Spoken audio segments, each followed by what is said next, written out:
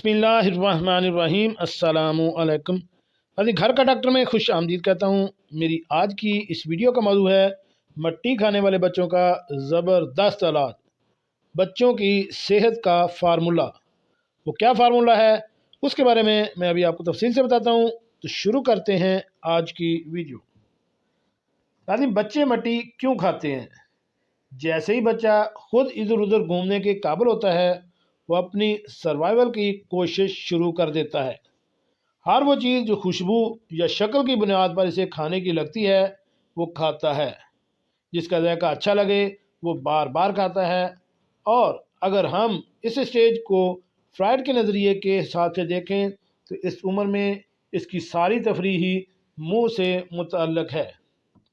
तो हर चीज़ मुंह में डालना या चूसना नौज़ायदा बच्चों का मशगला होता है।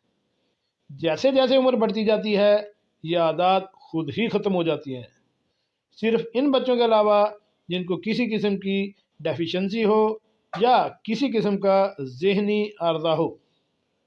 मिट्टी में कई ऐसे मिनरल्स होते हैं जो फ़ायदा मंद होते हैं और हमारी कुदरती सूंघने की हिस्स हमारे लाशूर को बताती है कि हमारे जिस्मानी कमी किस खुशबू की हामिल चीज़ से पूरी होगी।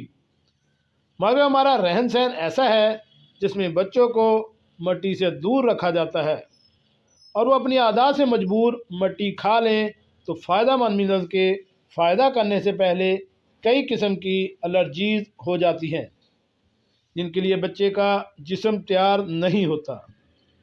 बच्चों को एक मतवाज़न और सेहतमंद माहौल देने के लिए वालिदैन को खुद इस हवाले से अच्छा खासी मालूमात होनी चाहिए, वरना या तो वो बच्चे को शदीद साफ़ जगह पर रखेंगे या शदीद गंदी, क्योंकि किसी हद तक बच्चे को खुले माहौल की ज़रूरत होती है और साथ में इसकी ग़िज़ा कैसी होनी चाहिए इसकी मालूमात होना बहुत ज़रूरी है। अब आते हैं कि क्या मट्टी में जरासीम नहीं होते? तो नाज़रीन, जरासीम कहाँ नहीं होते। हर वो जरसूमा या केमिकल जिसको हमारा मदाफ़ती निज़ाम ना पहचान सके और इसे रोक ना पाए वो कभी भी तबाही मचा सकता है। इसलिए कोई ग़िज़ा या दवा भी रिएक्शन कर जाती है या एलर्जी कर देती है। हमारे माहौल में हर तरफ मुख्तलिफ़ किस्म के खूरदबीनी जानदार मौजूद हैं।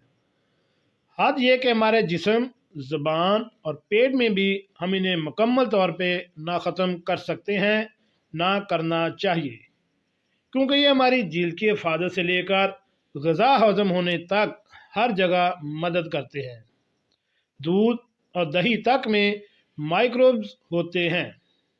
बस हमें यह समझना होगा कि कौन से हमारे दोस्त हैं और कौन से ज़रा बागी टाइप के।